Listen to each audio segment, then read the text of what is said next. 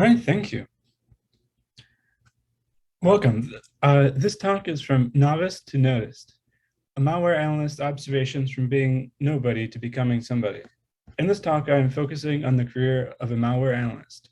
That is, how one can begin doing malware analysis and start a career in the field. These principles will be applicable to other parts of information security, but this will largely focus on the role of a malware analyst. In this talk, I will introduce myself, why I'm talking on this subject. Let me make sure this is not in the way. We'll discuss how to get started in malware analysis, how to create content that is meaningful and has impact, how to grow an audience to improve your analysis and to build a career, and then we'll come back around for some takeaways. My name is Squiblydoo. I'm a career changer. My bachelor's specifically focused on linguistic anthropology, that is, understanding how societies use languages. Cultural anthropology, the practices, objects, and behaviors belonging to cultures. And ethno-arts, form and function of artistic expressions within cultures. In my mind, this provides me with an advantage. I'm able to come at malware analysis with a mindset that's not common to others in the industry. My approach in malware analysis is largely a humanitarian focus. I primarily do malware analysis as a part of protecting victims and breaking stuff that belong to bad guys. In my current role, I function as a SOC analyst. In this role, I'm a part of a team that triage security incidents. We have a strong incident response type approach where we try to get a clear understanding of the full incident. The majority of my malware work is done as a hobby malware analyst. I maintain a blog, squiblydoo.blog. Originally for my blog, I started with analysis on the well-known malware repository, the Zoo. However, what I am known for is my analysis on the SolarMarker malware. I'll give a short introduction to SolarMarker as I'll talk a little bit more about it later. Here's an image of a fake Google Drive. You might see this if you come across the malware. The threat actor behind SolarMarker uses a technique called search engine optimization poisoning, or SEO poisoning, in order to trick search engines to present results that lead to the malware. The actor's SEO poisoning has been extremely wide. Unlike other malware, there is no clear targeted industry. The SolarMarker landing page may turn up in search results that are looking for anything from cybersecurity policies to Dragon Quest to Foo Fighter concert schedules. The initial payload installs a backdoor, which itself can also load an infrastealer into memory. The backdoor functions mostly filelessly, and the other modules of the malware are also only ever loaded into memory. Now that you know a little bit about me and a little bit about SolarMarker, let's get into the topic. As we begin this discussion, let's define a few terms. What is malware? Well, first of all, malware is malicious software. To quote the book Practical Malware Analysis, malware is any software that does something that causes harm to a user, computer, or network. This includes viruses, Trojan horses, worms, rootkits, scareware, and spyware. That being defined, malware analysis is the art of dissecting malware, to understand how it works, to identify it, and how to defeat or eliminate it. In that definition of malware analysis, we said it included dissecting malware to understand how it works. But let's clarify one thing. Malware analysis is not reverse engineering. Reverse engineering can be used in malware analysis, but malware analysis and reverse engineering are really two different fields. I bring this up to be explicit that lack of knowledge and experience in reverse engineering is not a barrier to malware analysis. That being said, reverse engineering can play a role in malware analysis, but it's not essential. Malware analysis is often critical in incident response. As part of the blue team, malware analysis can be important to understand what has happened when malware or suspicious activity has been identified. The malware analyst allows the team to quickly understand the risks. And the malware analyst may only need to identify key indicators of the malware in order to identify what it is. Malware analysis will look different in different organizations, but as you are starting out, the most important thing you need to be able to do is identify key indicators to identify the malware. When I talk to people wanting to start out in malware analysis, it reminds me of my days studying linguistics. Young people I spoke to were often interested in the role of language survey. The ideal language survey role was this: working in New Guinea. In case you're not familiar with New Guinea, here's a world map and a closer map. New Guinea is north of Australia in the Pacific Ocean. In language survey, your job would include hiking across mountains of New Guinea, across a terrain that resembles an egg carton, with deep valleys and high mountains as far as you can see, with the only feasible travel being by foot or through narrow waterways. In this, you'll meet people and communities very different from your own.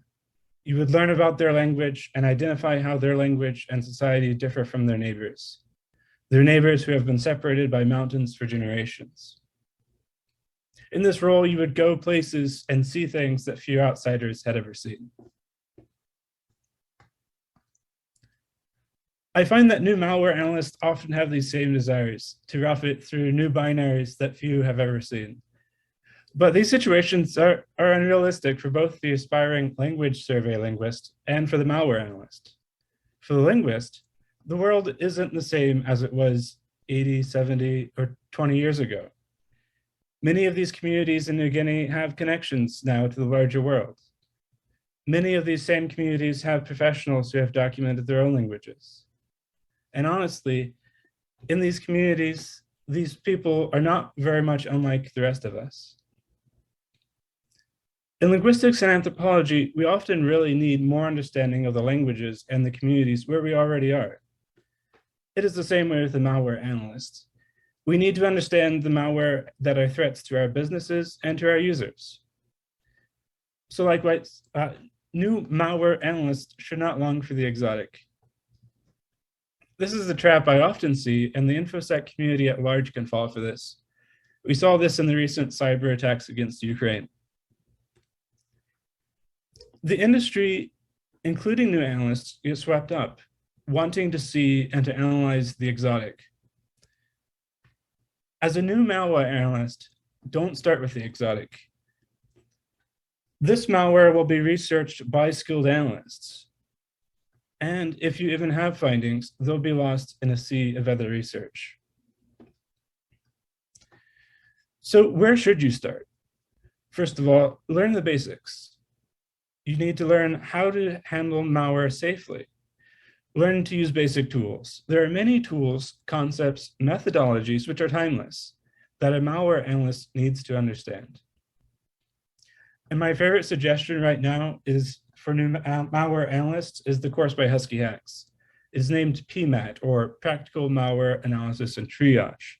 The course can be accessed through TCM Securities Academy. The course provides you with guidance that you need to set up a secure detonation environment and learn to work with many types of malware. So as you're starting out with malware, I suggest you start with current threats. This may be malware that you've identified during incident response, or this may be malware that you've come across in the wild. Also consider Twitter. There's many users on Twitter who share malware that they have found, but they themselves don't investigate it or document it in depth. Consider looking at some of the stuff that they share and possibly asking them for more details to find out how they found the samples. Consider posts from James in the Box, FFF Forward, or Malware Hunter team. As a new analyst, be wary of malware repositories. Malware repositories have an important place in my heart and in the industry. However, they are not good places for starting malware analysts. The reason I say this is because malware in malware repositories are malware without context. In incident response setting, you are observing the malware in the wild. A user found the malware from a specific location and met the conditions for the malware execution. In incident response, you can get an understanding of who the malware was targeting, how it is distributed, and possibly its goals. However, with malware repositories, you do not get that context. Earlier, I mentioned doing research on the repository, the zoo, and I believe it's a good example of what I mean. I have likened the zoo before to a bug pin board. A bug pin board is like what you see here, where people capture butterflies or other insects and preserve their bodies and pin them to a board. When looking at the board, what information can you get about the butterflies? You can observe them to get some idea of their anatomy. You can make observations about their possible relations to another, but there's so much that you don't learn. Where did these come from? When were they alive? Did each butterfly always look like this? That is, were there earlier stages to the butterflies? Were there earlier stages similar? How did they differ? Were there even more advanced stages of these butterflies? Are any of these extinct? Some of this lack of context can be resolved with metadata. Perhaps you can find a book that matches the color of the butterfly to a name. You can match it to a location, match it to a time. The zoo malware repository and other repositories are like this. Again, consider a repository like Malware Bazaar. If we look at my uploads of SolarMarker, what do we learn? Well, we see zip files and DLLs in the type column. We see a series of different names like Jupiter, Polizert, SolarMarker, Yellow Cockatoo, but what are the relations between these? When was the malware active? The dates in the repository just tell us when it was uploaded, not when the malware was active. We don't learn the answers to these questions through the repository, and often the samples themselves are unable to tell us. Like the butterflies, we actually can learn a lot more by watching them and finding them in their natural environments. That way, if there are multiple stages, if there's particular artifacts, and if an investigation is done into the origin of the malware, it can significantly enhance your understanding of the malware. This leads us into creating content. So when you begin to create content, what should you write about? Well, write about malware that is an active threat. That is, to create meaningful content and create content that people want to read, you should write about malware that are threats to companies and individuals today. These are malwares that people come to your blog to read about. Write about the context of the malware. How is the malware distributed? What is its life cycle? Does it have multiple stages? Is it just one stage? What does it do? I've talked about this in the abstract, but let's be a little bit more practical. I want to talk about this in a way that you can see yourself doing this. Let's talk about an incident response situation. You've heard about or you've seen an active malware threat. What is it you can learn about the threat so far?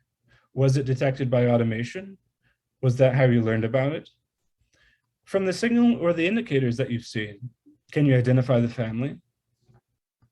Can you use those indicators to find publications about the malware? Can you match what you've found with what is published? When you write about malware, these are the types of holes you want to cover. If automation fails to match the detected scripts or detected binaries with the malware family, people need a way to discover it for themselves. This is where your writing can come into play. This is the type of malware behavior that gives you the opportunity to fill that need. You publish content that others can find when investigating the malware execution. If you read articles about malware, the majority of the articles are written for malware analysts, and it is written for those who are already familiar with the malware. So if you want to create meaningful content, don't just write for malware analysts, but also write so that others can find your content when investigating an incident. So you can pivot from these other questions. So we can ask, what indicators do analysts or victims find? I personally try to include scripts in clear text so that people can search for recognizable patterns and find my content. What helped you identify it as a malware family? Or were you able to do so? Is there anything recent published about the malware? Do publications talk about the malware, where it comes from, or how victims are exposed to it? I often find malware hasn't been published about for years, or the only details I can find are short Twitter posts. The behavior that you've detected, does it match what has already been published? Has it changed since that time? These are areas where your writing can fill gaps. If I want to write about a malware, I also try to read up as much as possible about it to get an understanding of how it's changed and what others have seen. This helps me understand what areas I can cover in my own writing to better understand what I've seen in the malware and also share new details with others. You are also able to confirm and enhance your own analysis skills, possibly learn how to analyze parts of the malware where you struggled to understand it. Suppose you followed my advice and you found and you wrote about a malware that you identified. Great. What comes after that? Well, why not write about the malware again? It can be tempting to say, I finished that, now I can move on. But in reality, there are likely questions you haven't answered. How does the distribution work? Do they try to prevent researchers from downloading payloads? Can that security measure be broken? How does it work? If you download another payload, how does it change? Is it the same? What about a week from now? How does it differ from past payloads? Can we anticipate how it will change? Can we enhance our detections? What happens if it's left unmitigated and no security software stops it? The reason we might want to research to answer these questions is because these questions often get left unanswered. But these are still important questions regarding the life of the malware. Being able to study, answer, understand questions like these will greatly enhance the value of your documentation. This brings us to a way that you can use malware repositories.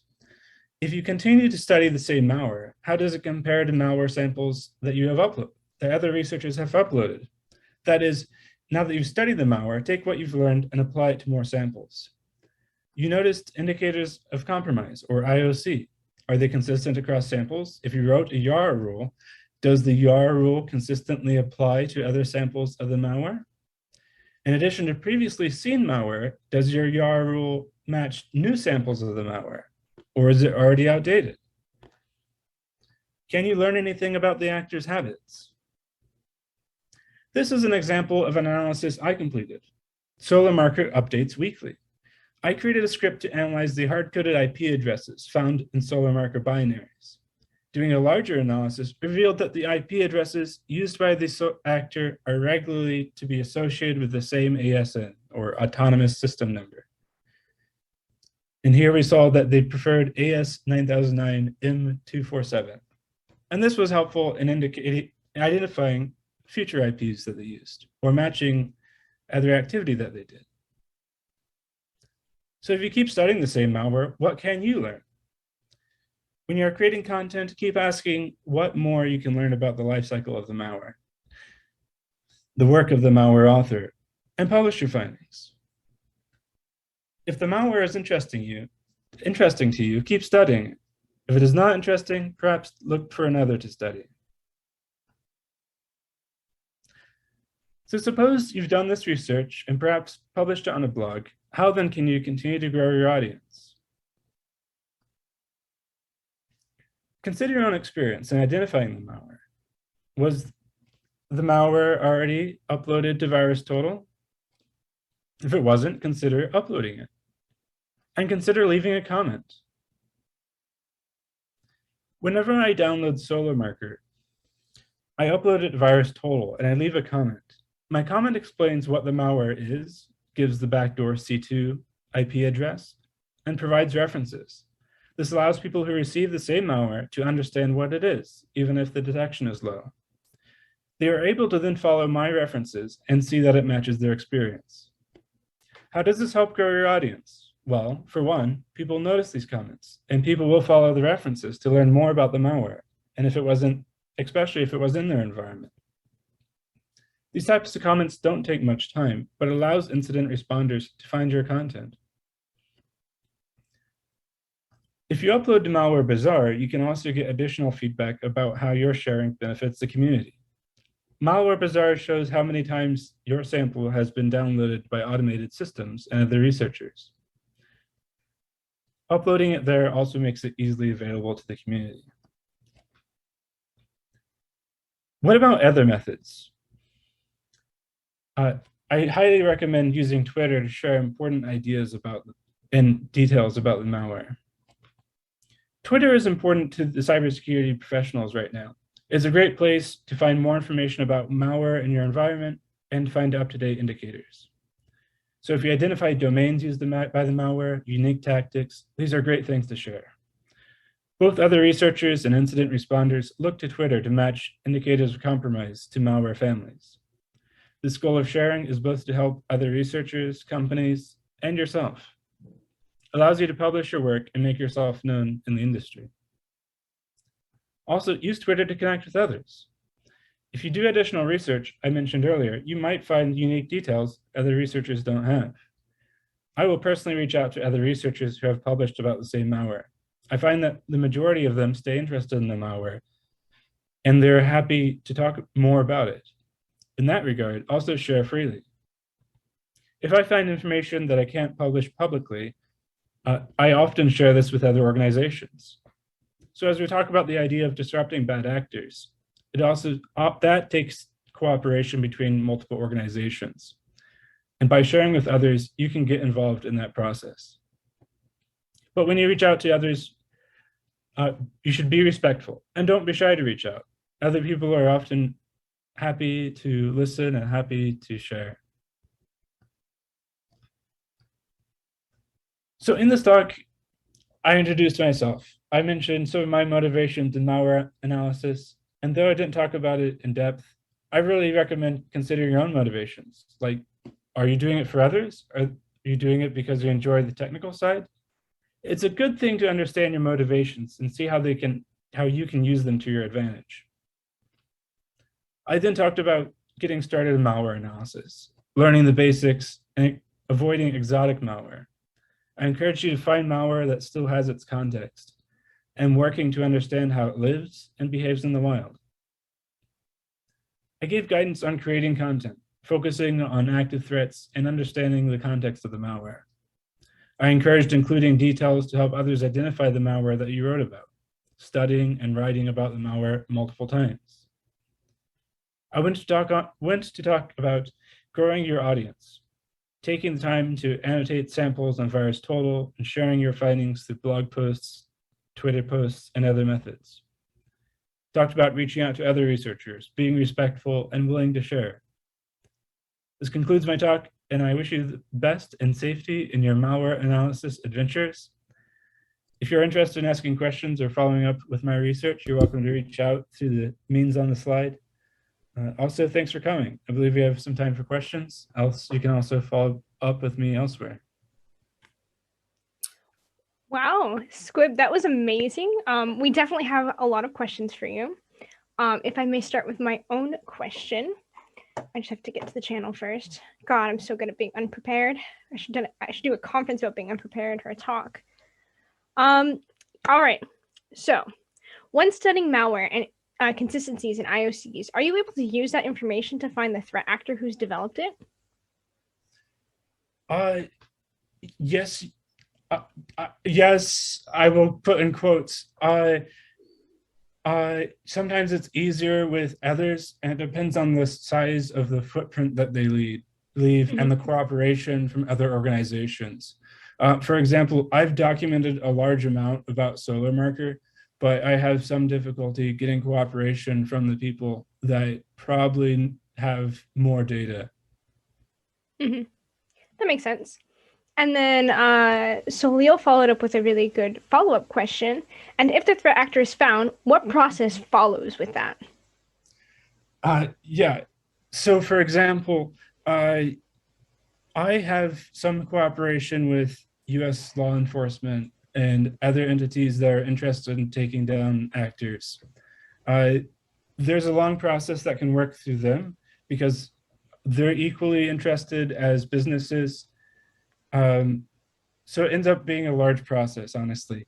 Law enforcement will often want to be very coordinated because, as we've seen in the past with botnets, they can be very resilient to take down.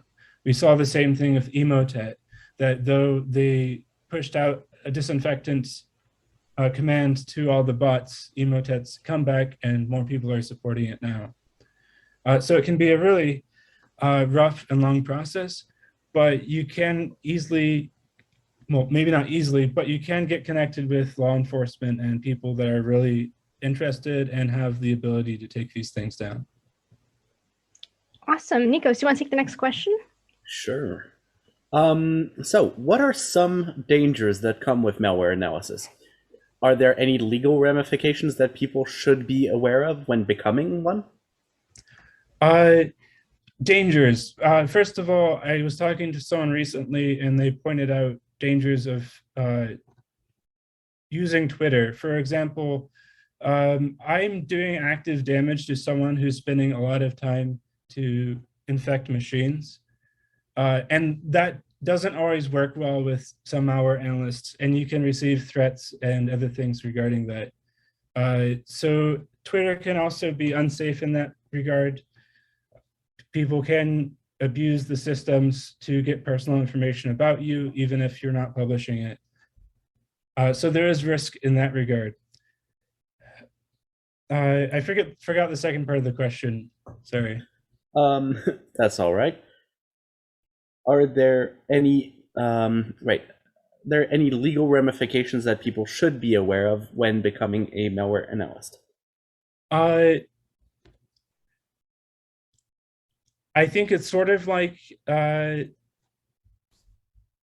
testing, where you shouldn't go places unless you have authority to do so. For example, you shouldn't try to walk into back doors of infected machines or walk into back doors of command and control servers. I know some people do try to do that. It's not something that I can endorse. Makes sense. Yeah. So someone commented that when you contact law enforcement, it takes time, as in like politics also working, and you have months of processes or years sometimes. Is that something you've had experience with?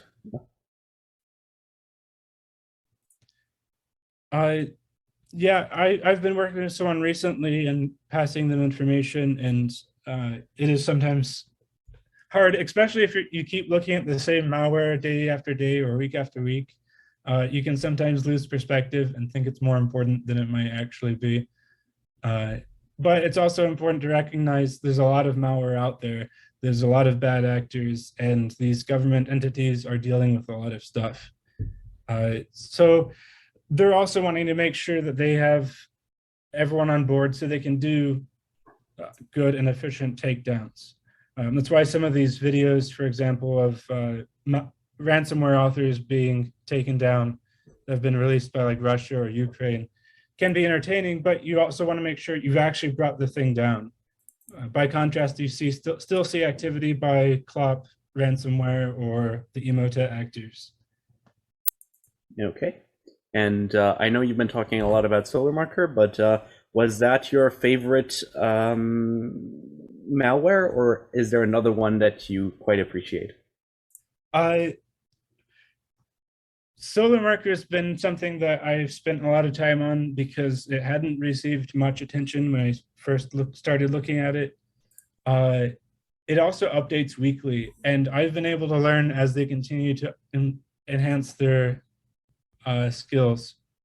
I also got their attention at some point, and they sent me an email. So it's a little bit of a cat and mouse game at this point, where I enjoy trying to suss out their stuff and expose it and take it down, and they enjoy the competition.